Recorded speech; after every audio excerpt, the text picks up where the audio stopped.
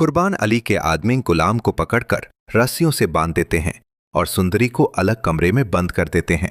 इधर दूसरी तरफ बादशाह गुलाम और सुंदरी को ढूंढने के लिए हर संभव कोशिश करता है।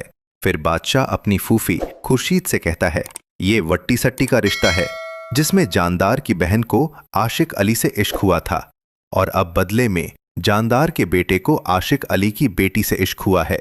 फिर आगे से खुर्शीद जवाब देती है, मेरी बेटी तुमसे मोहब्बत नहीं करती।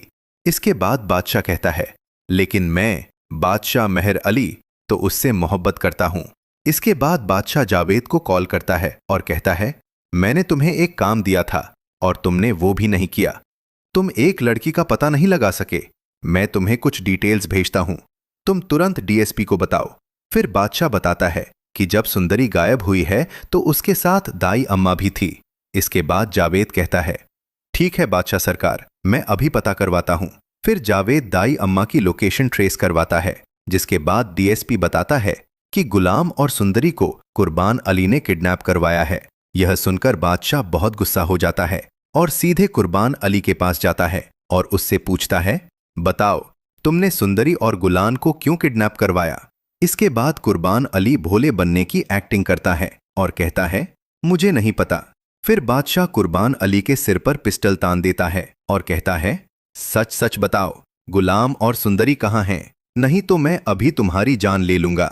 इसके बाद कुर्बान अली घबराकर बताता है, मैंने दोनों को अपने पुराने घर में कैद करके रखा हुआ है।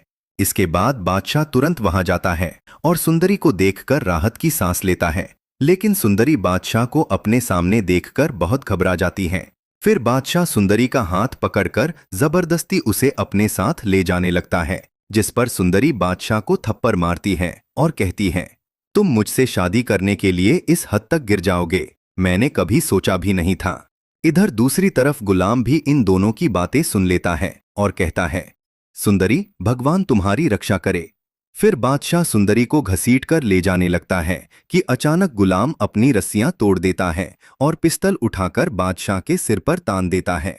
बदले में बादशाह भी अपनी पिस्टल गुलाम के सिर पर तान देता है। फिर उनके बीच सुंदरी आ जाती है और गुलाम को पिस्टल नीचे करने को कहती है। इसके बाद जैसे ही गुलाम पिस्टल नीचे करता है, पीछे से कुर्बान अली आकर बादशाह पर गोली चला देता है, जिससे बादशाह वहीं गिर जाता है। फिर गुलाम बादशाह को तुरंत अस्पताल ले जाता है। इसके बाद डॉक्टर बताते हैं, बादशाह का काफी खून बह गया है, जिसकी वजह से उनकी हालत बहुत नाजुक है, कृपया आप उनसे जाकर मिल लें। इसके बाद गुलाम, सुंदरी और जानदार बादशाह के पास जाते हैं और बादशाह उनसे कहता है, मुझे माफ कर दो। फिर बादशाह अपने पिता जानदार का हाथ पकड़कर कहता है, ये दोनों एक दूसरे से सच्ची मोहब्बत करते हैं, आप मुझसे वादा करें कि आप इनकी शादी खुद करवाएंगे। फिर जानदार रोते हुए कहता है, ठीक है बादशाह बेटा, जैसा तुम कहोगे वैसा ही होगा। इसी दौरान बादशाह की आंखें हमेशा के लिए बंद हो जाती हैं। फिर जानदार बादशाह का जनाजा पढ़ाकर उसे दफना देता है और फिर अगले ही दिन जानदार गुलाम और सुंदरी की शादी करवा देता है। दोस्तों, यह हमारी प्रेडिक्शन है जो हमने एंटरटेनमेंट के लिए बनाई है। अगर आपको हमारी वीडियो अच्छी लगी हो तो लाइक करें और साथ